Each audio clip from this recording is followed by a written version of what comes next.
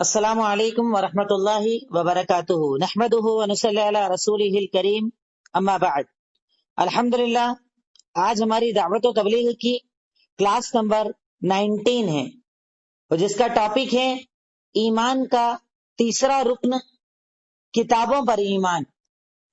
کتابوں پر ایمان جو ایمان کا تیسرا رکن ہے، الحمدللہ پہلا رکن اللہ پر ایمان مکمل ہو گیا، دوسرا رکن فرشتوں پر ایمان مکمل ہو گیا، تیسرا رکن کتابوں پر ایمان۔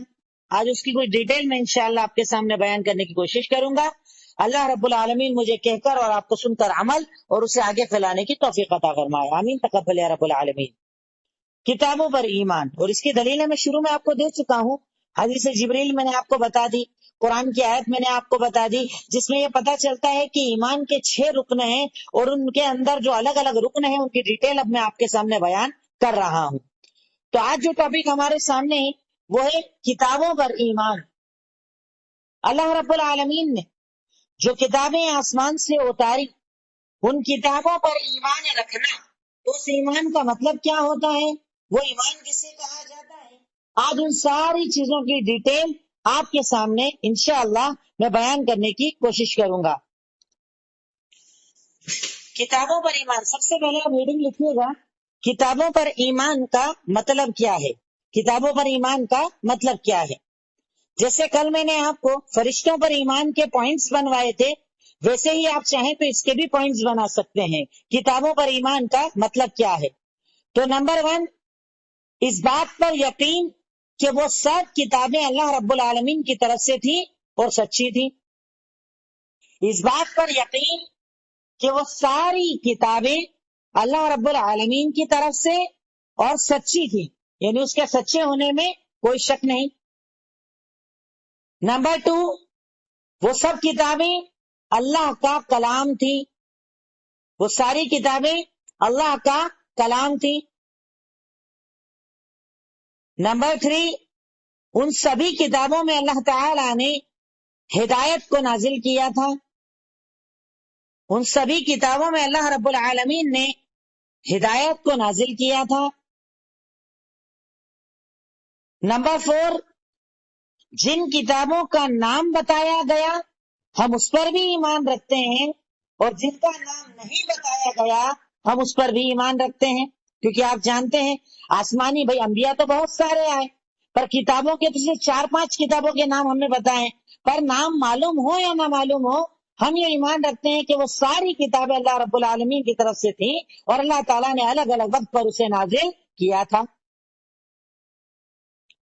اس بات پر ایمان بنیادی طور پر 4 حصوں کے اندر میں نے آپ کے سامنے بتا دیا کہ جب کہیں کسی کتاب کا ذکر آپ کے سامنے آئے، چاہے تورات کا، چاہے انجیل کا، چاہے زبور کا، چاہے عیسیٰ حضرت ابراہیم کے صحیفوں کا، جب بھی ذکر آئے تو ہم اس بات پر ان 4 چیزوں پر ایمان رکھیں گے کہ وہ کتابیں سچی تھی، وہ کتابیں اللہ کا کلام تھی، ان کتابوں کے اندر ہدایت تھی، اور ان کتابوں پر ہم ایمان رکھتے ہیں جن کا نام پتہ ہے نام کے ساتھ، اور جن کا نام نہیں پتہ ہے ان کے بنا نام کے ہم ان ساری کتابوں پر ایمان رکھتے ہیں۔ یہ ہم نے بات سمجھ لی۔ اب اس کے اندر دوسری ہیڈنگ ہماری آئے گی کہ جب اللہ تعالیٰ نے کتابیں نازل کی تو کتابوں کے سامنے لوگ کتنے حصوں میں بٹ گئے تھے، یعنی جب الگ الگ قوموں پر اللہ رب العالمین نے کتابوں کو نازل کیا تو کتابوں کے حساب سے لوگوں کی کتنی قسمیں ہو گئی تھی۔ یا آپ ہیڈنگ لکھیں، آسمانی کتابوں کے اعتبار سے لوگوں کی کتنی قسمیں ہو گئی تھی۔ تو آسمانی کتابوں کے اعتبار سے لوگوں کی بنیادی طور پر 3 قسمیں ہو گئی تھی۔ ایک وہ لوگ جنہوں نے پوری طرح کتابوں کو جھٹلا دیا تھا، یعنی ان پر جب کتاب نازل ہوتی تو وہ کتاب کو پوری طرح جھٹلا دیا کرتے تھے، جیسے یہود، انہوں نے انجیل کو بھی جھٹلا دیا اور قرآن کو بھی جھٹلا دیا۔ ایک وہ قوم جنہوں نے پوری طرح آسمانی کتابوں کو جھٹلا دیا۔ نمبر دوسرے وہ لوگ کہ ہر کتاب پر ایمان لائے کہ جتنی کتابوں کا نام اللہ نے بتایا ہم سب پر ایمان رکھتے ہیں، اور وہ ہے مومنین۔ کہ ہم صرف ایسا نہیں کہ اپنے نبی والی قرآن پر ایمان رکھتے ہیں، آپ کے پہلے جتنی کتابیں آئیں ہم ان تمام کتابوں پر ایمان رکھتے ہیں کہ وہ کتابیں اللہ رب العالمین کی طرف سے نازل ہوئی ہے۔ اور نمبر 3، وہ لوگ جو کچھ پر ایمان رکھتے تھے اور کچھ کا انکار کرتے تھے، کچھ پر ایمان رکھتے تھے اور کچھ کا انکار کرتے تھے، جیسے نصارہ۔ بات سمجھ میں آ رہی نا؟ سب سے پہلے میں نے آپ کو بتا دیا کہ کتابوں پر ایمان کا مطلب کیا۔ بھائی آپ سنتے ہیں کہ ہم لوگ وہ ایمان والے ہیں جو اللہ پر ایمان رکھتے ہیں، فرشتوں پر ایمان رکھتے ہیں، کتابوں پر ایمان رکھتے ہیں، تو کتابوں پر ایمان رکھنے کا مطلب کیا ہے؟ میں نے 4 پوائنٹس میں آپ کو بتایا۔ پھر جب کتابیں اس دنیا کے اندر نازل کی گئیں تو کتابوں کے اعتبار سے لوگوں کی کتنی قسمیں ہو گئی تھی؟ 3 قسمیں ہو گئی تھی۔ ایک وہ جنہوں نے پوری طرح کتابوں کو جھٹلا دیا، مطلب جو اپنے نبی پر آئی وہ مانی، باقی سب کو جھٹلا دیا۔ نمبر 2، پورے کے پورے پر ایمان لائے، جتنا آیا سب پر ایمان لے آئے۔ اور تیسرے وہ تھوڑی پر ایمان لائے، تھوڑی کو چھوڑ دیا، یعنی اپنے فائدے والا لے لیا اور جس میں اپنا نقصان نظر آیا اسے چھوڑ دیا۔ یہ نصارہ تھے۔ اب ان کتابوں پر ہم ایمان کیسے رکھتے ہیں؟ تیسرا آج ہماری جو ہیڈنگ رہے گی کہ ان کتابوں پر ایک مومن ایمان کیسے رکھتا ہے۔ آپ نے ایمان کا مطلب تو سمجھ لیا کہ بھئی ہم ایمان رکھتے ہیں، پر ایمان کیسے رکھتے ہیں یہ بھی سمجھنا ضروری ہے، کیونکہ قرآن اور دوسری کتابوں میں فرق ہے نا ایمان کے اندر، تو وہ ہمیں پتا ہونا چاہیے۔ تو ہم ان کتابوں پر ایمان کیسے رکھتے ہیں، یہ اگلا پوائنٹ۔ تو ان کتابوں پر ہم ایسا ایمان رکھتے ہیں، ان کتابوں پر ہم ایسا ایمان رکھتے ہیں کہ ہم زبان سے اسے سچا مانتے ہیں، یعنی اقرار کرتے ہیں زبان سے سچا ہونے کا، اور دل سے تصدیق کرتے ہیں۔ ان کتابوں پر ہم ایسے ایمان رکھتے ہیں کہ زبان سے اس کے سچے ہونے کا اقرار کرتے ہیں اور دل سے اس بات کی تصدیق کرتے ہیں، پر عمل صرف انہی باتوں پر کرتے ہیں جس کا حکم ہمارے رب یا ہمارے نبی نے ہمیں دیا۔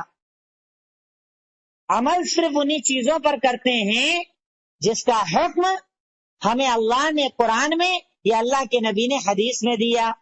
یہ بہت ڈیٹیل والی چیزیں، اس کو سمجھنا بہت زیادہ ضروری ہے، ورنہ آپ اس کے اندر بھی کنفیوز ہو جائیں گے۔ ان کتابوں پر ایمان کا مطلب کیا ہوا کہ ان کتاب، بھائی کوئی آپ سے پوچھے کہ آپ کیا تلمود پر ایمان رکھتے ہیں، آپ پر کیا تورات پر ایمان رکھتے ہیں، تو آپ کہیں گے ہاں ہم اس پر ایمان رکھتے ہیں کہ ہم زبان سے اقرار کرتے ہیں وہ کتاب اللہ نے نازل کی، ہم دل سے اس بات کی تصدیق کرتے ہیں، لیکن عمل اسی بات پر کرتے ہیں جس کو اللہ نے قرآن میں بتا دیا یا اللہ کے نبی نے حدیث میں بتا دیا۔ مطلب ایسا نہیں ہے کہ تورات کو سچا ماننے کا مطلب جو تورات میں آیا ہم اس پر عمل کر لیں گے، انجیل کو سچا ماننے کا مطلب جو آیا اس پر عمل کر لیں گے۔ عمل ہم اس پر کریں گے جس پر اللہ کا حکم قرآن میں ہو یا اللہ کے نبی نے حدیث میں بتایا ہو۔ مطلب اللہ کے نبی کی تصدیق ہونا ضروری ہے، ورنہ بہت ساری چیزیں ایسی ہیں جو یہود و نصارہ میں تو تھی پر اسلام میں نہیں ہے۔ یہود و نصارہ میں حکم تھا پر اسلام میں چینج کر دیا گیا، تو اب ہم اس پر عمل نہیں کرتے، عمل صرف قرآن اور حدیث کے مطابق کرتے ہیں۔ جیسے آپ ایک مثال لکھ لیں، عاشورہ کا روزہ۔ بھئی عاشورہ کا روزہ یہودی رکھتے تھے، اللہ کے نبی کو بتایا کہ یہ عاشورہ کا روزہ ہم لوگ کیوں رکھتے ہیں، کیونکہ آج کے دن حضرت موسیٰ کو فرعون سے نجات ملی، تو کیا صرف اس بنیاد پر ہم رکھ لیں گے؟ نہیں، پر ہمارے نبی نے جب ہمیں یہ حکم دے دیا کہ میں بھی روزہ رکھوں گا اور تم بھی روزہ رکھو، تو گھر سے عمل یہودیوں کا ہے پر ہمارے نبی کے بتانے کی وجہ سے ہم بھی روزہ رکھتے ہیں۔ تو یہود اور نصارہ کی یا پرانی آسمانی کتابوں پر ہم یہ ایمان رکھتے ہیں کہ اللہ نے انہیں نازل کیا، دل سے تصدیق کرتے ہیں، پر عمل صرف اسی بات پر کریں گے جس کا حکم اللہ نے قرآن میں دے دیا یا اللہ کے نبی نے حدیث میں بتا دیا۔ میں سمجھتا ہوں فرق آپ کو سمجھ میں آ گیا ہوگا، کیونکہ اس کے اپوزٹ قرآن پر ہمارا ایمان کیسا ہے یہیں پر لکھ لیجیے آپ، تاکہ بات آپ کو یاد رہے، سمجھ میں آ جائے کہ یہ تو ہوا عام کتابوں پر ایمان، پر قرآن پر ہمارا ایمان کیسا ہے، قرآن پر ایک مومن کا ایمان کیسا ہوتا ہے۔ تو قرآن پر ایک مومن کا ایمان ایسا ہوتا ہے کہ ہم زبان سے تصدیق کرتے ہیں کہ یہ کتاب سچی ہے، زبان سے اقرار کرتے ہیں کہ یہ کتاب سچی ہے، دل سے تصدیق کرتے ہیں، اور اس قرآن میں جو کہہ دیا جائے ہم اس پر عمل بھی کرتے ہیں۔ یہ فرق ہے ان دونوں کے اندر، پرانی کتابوں پر ایمان اور قرآن پر ایمان کے اندر یہ فرق میں سمجھتا ہوں آپ کو سمجھ میں آ گیا ہوگا کہ قرآن پر ہم زبان سے اقرار بھی کرتے ہیں، دل سے تصدیق بھی کرتے ہیں اور عمل بھی کرتے ہیں، اور پرانی کتابوں پر زبان سے اقرار کرتے ہیں، دل سے تصدیق کرتے ہیں، پر عمل ہر بات پر نہیں کرتے، صرف اسی بات پر کرتے ہیں جو قرآن و سنت کے اندر ثابت ہو جائے۔ تو یہ دو چیزوں کا فرق ہمیں پتہ ہونا چاہیے۔ اب اس کے آگے بڑھتے ہیں تو ایک پوائنٹ یہاں پر یہ لکھ دیجئے کہ قرآن اور دوسری کتابوں کے اندر کیا فرق ہے، کیوں ہم اس پر عمل نہیں کرتے؟ قرآن اور دوسری کتابوں میں کیا فرق ہے؟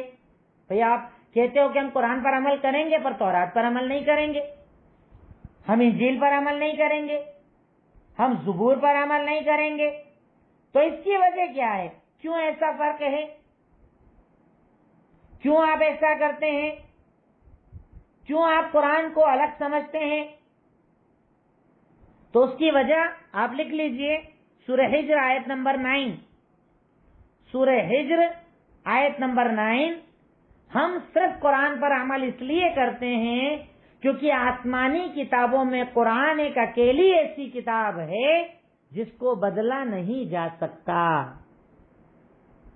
قرآن اور دوسری کتابوں میں بنیادی اور سب سے بڑا فرق یہ ہے کہ قرآن کو بدلا نہیں جا سکتا، اور اس کے علاوہ کتابوں میں تحریف کر دی گئی ہے، تبدیلی کر دی گئی ہے، لوگوں نے اپنے اعتبار سے کتاب کے احکامات کو بدل دیا ہے، حلال کو حرام اور حرام کو حلال بنا ڈالا ہے۔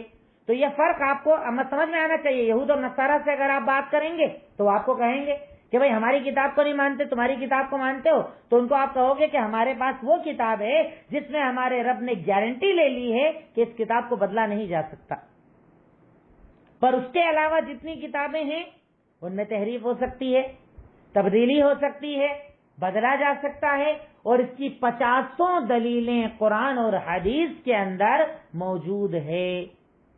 قرآن اور حدیث کے اندر اس کی 50 دلیلیں موجود ہے۔ اب اس کے بعد ہم آگے بڑھتے ہیں وحی کی طرف، اسی کتابوں میں ایمان کہ بھئی کتاب کیسے آتی تھی؟ وحی کے ذریعے آتی تھی، تو وحی کس سے کہتے ہیں؟ اب یہاں پر ہم ہیڈنگ بنائیں گے، سائیڈ ہیڈنگ بنائیں گے، وحی کس سے کہتے ہیں؟ تو وحی لغت میں کہتے ہیں، وحی لغت میں کہتے ہیں چھپ کر کوئی خبر دینا۔ وحی مطلب چھپ کر کوئی خبر دینا، ورنہ آپ دیکھنا قرآن کے اندر جیسے وحی کا ذکر اللہ کے نبی کے لیے ہے، ویسے ہی وحی کا یہ جو ورڈ جو ہے نا، یہ والا ورڈ یہ شیطانوں کے لیے بھی استعمال ہوا ہے کہ شیطان اپنے اولیاء یعنی شیطان کے جو ماننے والے ہوتے ہیں نا، شیطان ان کی طرف وحی کرتے ہیں، تو وحی کا مطلب یہ وحی نہیں ہو جائے گا۔ اس لیے میں بار بار آپ کو فرق بتاتا رہتا ہوں تاکہ آپ کنفیوز نہ ہو، کبھی قرآن پڑھیں تو آپ کو لگے گا ارے اللہ کے نبی پر بھی وحی آتی تھی اور نعوذ باللہ شیطان بھی وحی کرتے تھے۔ تو شیطان کے ساتھ جو وحی کا ورڈ استعمال ہوا ہے وہ لغت والا ورڈ ہے کہ وہ چھپ کر خبر دیتے ہیں، اور وحی جب نبی کے لیے استعمال ہوتا ہے تو اصطلاح کے اندر وحی کہا جاتا ہے اللہ کا اپنے انبیاء کو دین اور شریعت کی خبر دینا۔ اللہ کا اپنے انبیاء کو دین اور شریعت کی خبر دینا، کبھی کتابی شکل میں، کبھی بنا کتاب کے، اور کبھی فرشتے کے ذریعے اور کبھی بنا فرشتے کے۔ تعریف لکھ لیجئے، اس کو میں سمجھا آگے دوں گا آپ کو انشاءاللہ۔ اللہ کا اپنے انبیاء کو دین اور شریعت کی خبر دینا، کبھی کتابی شکل میں، کبھی بنا کتاب کے، کبھی فرشتے کے ذریعے، کبھی بنا فرشتے کے۔ اسے کیا کہا جاتا ہے؟ وحی کہا جاتا ہے۔ اب میں سمجھتا ہوں بہت سارے لوگ ایسے ہوں گے جنہیں وحی ورڈ کا میننگ ہی پتا نہیں ہوگا۔ پتا ہے وحی سنتے ہیں، اللہ کے نبی پر وحی آتی تھی، وحی آتی، تو وحی کا مطلب کیا ہے؟ وحی کا مطلب اللہ تعالیٰ کا اپنے انبیاء کو خبر دینا کہ کیا حلال کیا حرام، کیا کرنا کیا نہیں کرنا، کیا کرے امت کیا نہیں کرے، سب بتاتا تھا اللہ رب العالمین۔ کبھی ڈائریکٹ کتاب دیتا تھا جیسے تورات، کبھی بنا کتاب کے جیسے وحی ہو جانا، کبھی فرشتہ آ کر بتاتا تھا، کبھی بنا فرشتے کے ہو جاتی تھی۔ تو یہ وحی اس کو کہا جاتا ہے۔ وحی اسی ورڈ، وحی جو ورڈ ہے یا اس ورڈ کا میننگ میں نے آپ کو بتایا۔ اب اس کے بعد وحی کی قسمیں کتنی ہیں، یعنی کتنے طریقے سے وحی ہوتی تھی ہمارے نبی پر یا آپ کے پہلے انبیاء پر، وحی کی کتنی قسمیں ہیں۔ تو وحی کی کچھ قسمیں میں آپ کے سامنے ذکر کرتا ہوں انشاءاللہ۔ وحی کی کتنی قسمیں ہیں، اس کے پہلے صرف ایک آیت آپ لکھ لیجئے جس میں تقریباً ساری قسموں کو ایک ساتھ بیان کر دیا ہے۔ سورہ شورى آیت نمبر 51، سورہ شورى آیت نمبر 51، وَمَا كَانَ لِبَشَرٍ أَن يُكَلِّمَهُ اللَّهُ إِلَّا وَحْيًا أَوْ مِنْ وَرَاءِ حِجَابٍ أَوْ يُرْسِلَ رَسُولًا فَيُوحِي بِإِذْنِهِ۔ اللہ تعالیٰ کسی انسان سے بات نہیں کرتا سوائے اس کے کہ یا تو وہ وحی کرتا ہے، یا پردے کے پیچھے سے بات کرتا ہے، یا اپنے فرشتے کو بھیجتا ہے۔ یعنی وحی کی جتنی بڑی بڑی قسمیں ہیں اللہ تعالیٰ نے اس ایک آیت کے اندر سب کو بیان کر دیا۔ سورہ شورى آیت نمبر 51۔ اب وحی کی قسمیں آپ لکھیے۔ نمبر 1، اللہ کا ڈائریکٹ پردے کے پیچھے سے بات کرنا، یعنی اللہ ڈائریکٹ نبی سے بات کرے، پردے کے پیچھے سے ڈائریکٹ بات کرے، کیونکہ اللہ کا دیدار تو دنیا میں ممکن ہی نہیں ہے۔ حضرت موسیٰ نے جب کہا کہ اللہ میں تجھے دیکھنا چاہتا ہوں تو کہا نہیں دیکھ پائے گا۔ آپ اللہ تعالیٰ کو ضد کی، اللہ نے پہاڑ پر ذرا سی تجلی دکھائی، پہاڑ ہی ریزہ ریزہ ہو گیا۔ تو دنیا کے اندر اللہ رب العالمین کا دیدار کرنا تو ممکن ہی نہیں ہے۔ تو اللہ کیسے بات کرتا تھا اپنے انبیاء سے، وحی کیسے کرتا تھا؟ پردے کے پیچھے سے۔ اللہ پردے کے پیچھے بات کرتا تھا اور نبی اس کو سنا کرتے تھے، ڈائریکٹ آواز سنتے تھے۔ تو اللہ کا پردے کے پیچھے سے کلام کرنا، جیسے سورہ نساء آیت نمبر 164 کے اندر مثال موجود ہے حضرت موسیٰ کلیم اللہ کی، کہ اللہ تعالیٰ نے ان سے پردے کے پیچھے سے بات کی تھی، اور اسی طرح ہمارے نبی سے معراج کے موقع پر بات کی تھی۔ حضرت موسیٰ سے، موسیٰ کلیم اللہ جن کو کہا جاتا ہے، اور اللہ کے نبی سے معراج پر گفتگو کی تھی، احادیث کے اندر ذکر موجود ہے۔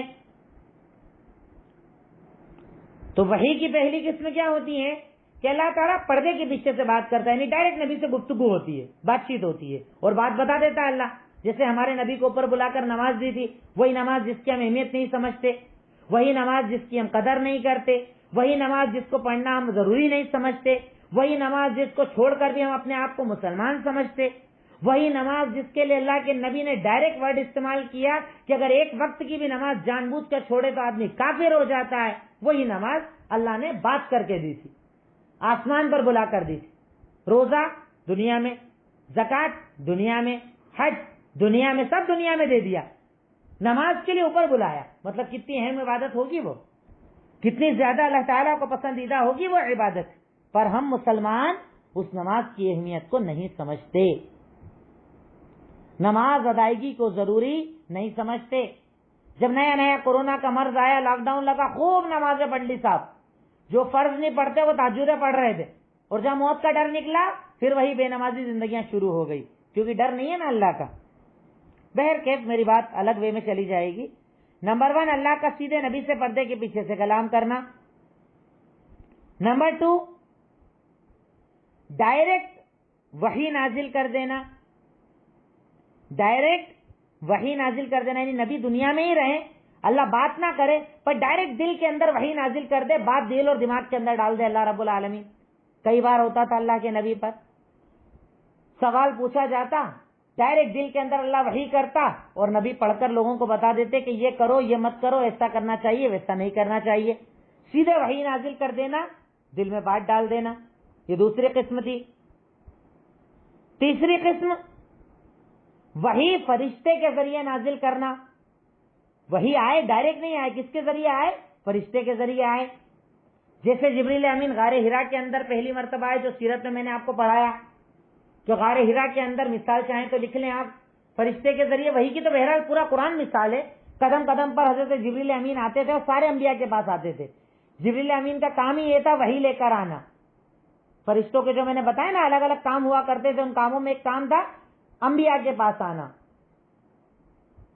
تو وحی فرشتے کے ذریعے نازل کرنا. نمبر 4, سچے خواب کا آنا. خواب بھی وحی کی قسم ہوتی ہے کہ خواب میں نبی کو کچھ نظر آئے اور وہ لوگوں کو عمل کا حکم دے دیں. جیسے مثال لکھ لیجئے, حضرت ابراہیم کا اپنے بچے کو ذبح کرنا. سورہ صافات آیت نمبر 102. سورہ صافات آیت نمبر 102.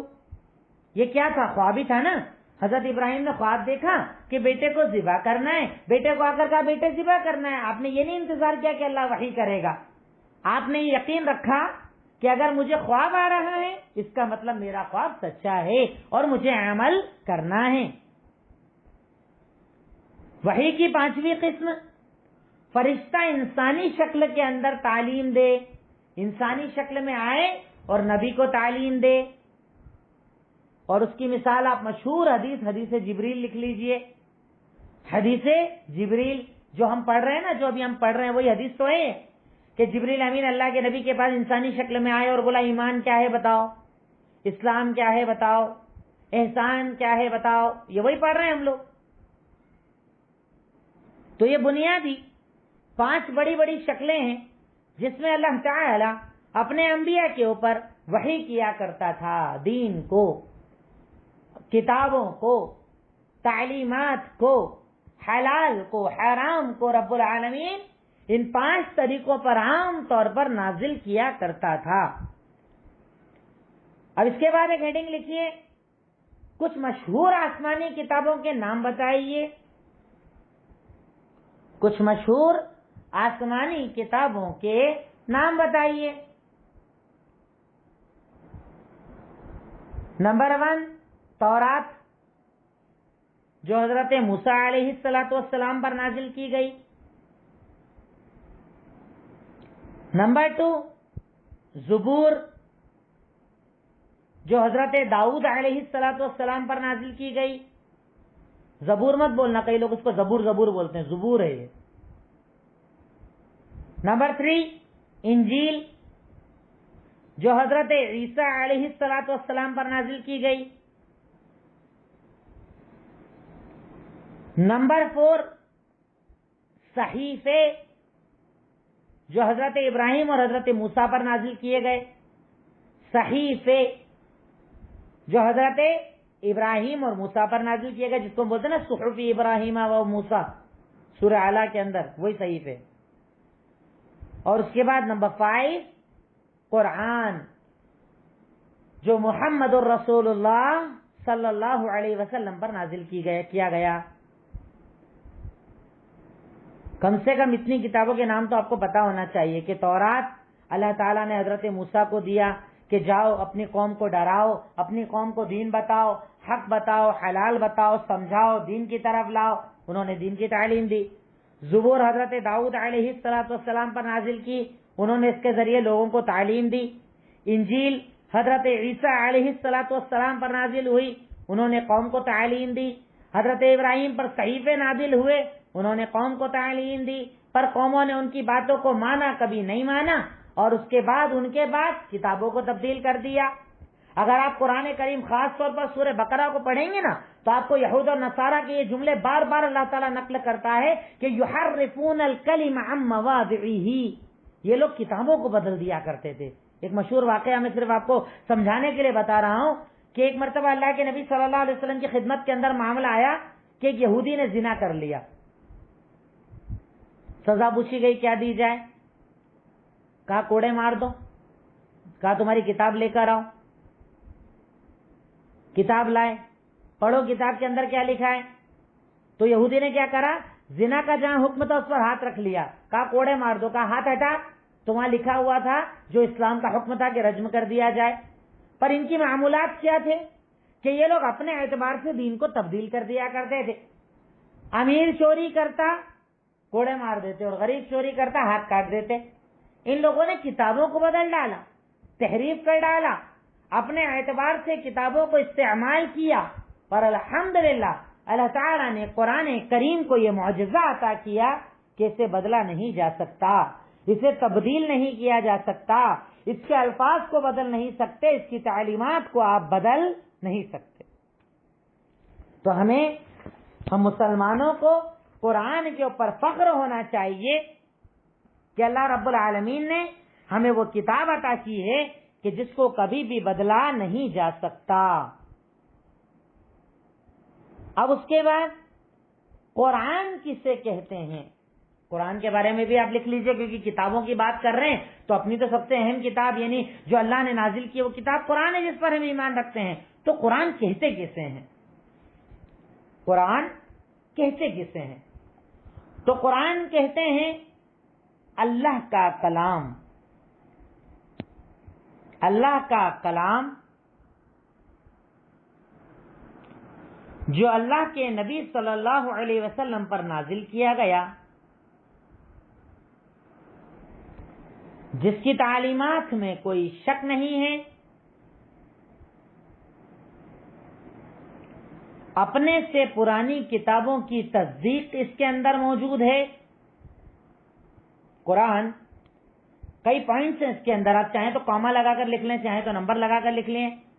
اللہ کا کلام نمبر 1، اللہ کے نبی محمد الرسول اللہ پر نازل کیا گیا نمبر 2، سچا کلام جس میں کوئی شک نہیں ہے نمبر 3،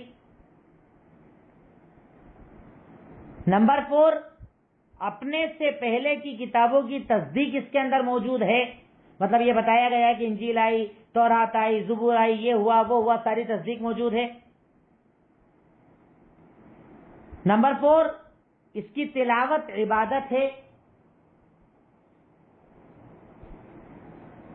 اس کی تلاوت عبادت ہے، یہ سوری نمبر 5 ہوگا، تلاوت عبادت ہے نمبر 5 ہوگا، کیونکہ نمبر 4 پر تو تصدیق والا سینٹنس آئے گا۔ نمبر 5 اس کی تلاوت عبادت ہے۔ نمبر 6 یہ ایک معجزہ ہے، نمبر 6 یہ ایک معجزہ ہے۔ تو میں ایک بار بات ریپیٹ کر دیتا ہوں کہ قرآن کس سے کہتے ہیں، تو قرآن نمبر 1 اللہ کا کلام ہے، نمبر 2 اللہ کے نبی محمد الرسول اللہ پر نازل کیا گیا ہے،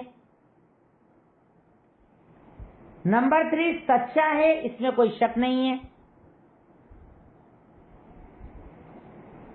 نمبر 4 اپنے سے پہلی آسمانی کتابوں کی تصدیق اس کے اندر موجود ہے، مطلب اس سے کتابیں آئیں یہ اس کی تصدیق کرتا ہے قرآن۔ نمبر 5 اس کی تلاوت عبادت ہے، اس کی تلاوت عبادت ہے، ہر ورڈ پر ثواب ہم جانتے ہیں نا 10 نیکی ملتی ہے، جس کو ہم صرف رمضان میں پڑھتے ہیں نا وہ والی 10 نیکی، تو اس کی تلاوت عبادت ہے، جبکہ پورے سال بھی پڑھا جا سکتا ہے۔ نمبر 6 یہ ایک معجزہ ہے، یہ ایک معجزہ ہے۔ نمبر 7 قرآن سے پہلے جتنی بھی تعلیمات ہے قرآن نے آ کر ان سب کو ختم کر دیا ہے، یعنی اب قرآن کے سامنے کسی اور کی نہیں چلے گی، صرف قرآن کی چلے گی۔ ہاں اگر قرآن کی کوئی تعلیمات ان جیسی ہے اور تصدیق موجود ہے تو بات الگ ہے، ورنہ قرآن نے اپنے سے پہلے ساری تعلیمات کو منسوخ کر دیا ہے، ختم کر دیا ہے۔ نمبر 1 تحریف سے پاک ہے، یعنی اس کو کوئی تبدیل نہیں کر سکتا، تحریف اور تبدیلی سے پاک ہے، تحریف سے پاک ہے۔ نمبر 9 آسان ہے، بھائی تورات انجیل کو کوئی یاد نہیں کر پایا تھا پوری، یہ تو آسان ہے، کوئی بھی یاد کر سکتا ہے۔ اور نمبر 10 محفوظ ہے، یہ قرآن ہے ہمارا، یہ ہمارا قرآن ہے جس پر ہم فخر کرتے ہیں الحمدللہ۔ اتنی ساری خاصیتیں ہیں، کچھ بتائی ہیں میں نے، بہت ساری اس کے علاوہ بھی، یہ قرآن ہے ہمارا اللہ کا کلام اللہ کے نبی پر نازل ہوا، تعلیمات سچی ہیں، اپنے سے پہلے کتابوں کی تصدیق ہے، تلاوت عبادت ہے، معجزہ ہے، اپنے سے پہلے شریعتوں کو منسوخ کر دیا ہے، تحریف سے پاک ہے، آسان ہے اور محفوظ ہے۔ اور آخری پوائنٹ 11 لکھ لیجئے کہ قرآن کے بعد کسی اور آسمانی کتاب پر اس کے سامنے عمل کرنا جائز نہیں ہے، یعنی قرآن کے آنے کے بعد قرآن کے خلاف کسی اور کتاب پر عمل کرنا جائز نہیں ہے۔ یہ بہت اہم چیز ہے، اس کو ہمیشہ یاد رکھیے گا تو کبھی بھٹکیں گے نہیں، کیونکہ آج ہماری امت کے اندر بہت سارے ایسے لوگ ہیں جو قرآن کی تلاوت سے زیادہ ان کی لکھی ہوئی کتابوں کو پڑھنا پسند کرتے ہیں، اس کا درس دینا پسند کرتے ہیں، اس کا تعلیم پسند کرتے ہیں، قرآن کے درس پر ان کو اچھا نہیں لگتا، قرآن کے درس سے ان کو ناراضگی ہو جاتی ہے، جبکہ قرآن آسان ہے، اسے پڑھنا چاہیے۔ تو قرآن کے نازل ہونے کے بعد کسی اور کتاب پر قرآن کے خلاف، یہ ورڈ آپ لکھ لیجئے گا نہیں تو کنفیوز ہو جائیں گے، 11ویں پوائنٹ میں لکھیے گا کہ قرآن کے نازل ہونے کے بعد قرآن کے خلاف، یوں عام طور پر کوئی اور کتاب ہو بات الگ ہے، پر قرآن کے خلاف کسی اور بات پر عمل کرنا جائز نہیں ہے۔ اور اس کی دلیل بھی لکھ لیجئے، مسند احمد 387، اللہ کے نبی نے ارشاد فرمایا، ایک مرتبہ حضرت عمر ابن خطاب آئے، تورات لائے اور آپ کے سامنے پڑھنے لگے، آپ غصہ ہو گئے اور آپ نے ایک جملہ کہا، لو ان موسیٰ کان حیا ما وسعہ الا ان یتبعنی، سنو اگر میرے بعد حضرت موسیٰ بھی زندہ ہو جائیں تو انہیں میری پیروی کرنا پڑے گی، یعنی میرے بعد اگر نبی بھی آ جائے گا تو ان کو میری پیروی کرنا پڑے گی، میرے بعد کسی کی چلنے والی نہیں، یعنی اللہ کے نبی کے سامنے کسی اور کی چلنے والی نہیں ہے، صرف آپ کے علاوہ کوئی نہیں، آپ پر سب مکمل۔ تو قرآن کی تعریف یا قرآن کسے کہتے ہیں یہ آپ نے اور ہم نے سمجھ لیا، اور حالانکہ قرآن کے اوپر تو میری کئی تقریریں موجود ہیں، ہم نے اپنی کلاسز کے سٹارٹنگ میں بھی اس کو ذکر کیا تھا، چاہے تو آپ اسے بھی پڑھ سکتے ہیں۔ تو بہر کے بعد کے ٹاپک کے اندر میں نے آپ کے سامنے کلیئر کیا کہ کتابوں پر ایمان رکھنے کا مطلب کیا ہے، کتاب جب آئی تو لوگ کتنے حصوں میں بٹ گئے، ایمان کسے کہتے ہیں، ایمان کیسے رکھنا ہے ان کتابوں پر، وحی لغت اور اصطلاح میں کسے کہتے ہیں، وحی کی کتنی قسمیں ہیں، کچھ مشہور آسمانی کتابیں کون کون سی ہیں، پھر اس کے بعد اینڈ میں قرآن کسے کہتے ہیں۔ الحمدللہ یہ باتیں اگر آپ سمجھ گئے تو گویا کہ آپ یہ سمجھ گئے کہ کتابوں پر ایمان کا مطلب کیا ہے۔ دیکھیے میں آپ سے پھر کہوں گا کہ میں ہرگز یہ نہیں کہہ رہا کہ یہ جو باتیں میں کر رہا ہوں یہ آخری اور کمپلیٹ بات کر رہا ہوں، میں بھی انسان ہوں، 50 غلطیاں 50 کمیاں میرے اندر بھی ہیں اور رہیں گی جب تک میں مر نہ جاؤں، جب تک زندہ تب تک کمیاں رہیں گی، پھر بھی جتنا زیادہ ہو رہا ہے آپ کے سامنے صرف نچوڑ لانے کی کوشش کر رہا ہوں تاکہ موٹی موٹی باتیں آپ کے ذہن میں رہ جائیں گی، تو انشاءاللہ وہ بھی آپ کسی کو بتائیں گے تو کافی ہو جائے گا، اور اتنا بھی بتا دیں گے تو انشاءاللہ آپ دین پہنچانے کا اپنا فرض ادا کر لیں گے انشاءاللہ۔ تو کم سے کم ہم اتنی کوشش تو ضرور کریں انشاءاللہ۔ جزاک اللہ خیر۔ السلام علیکم ورحمۃ اللہ وبرکاتہ۔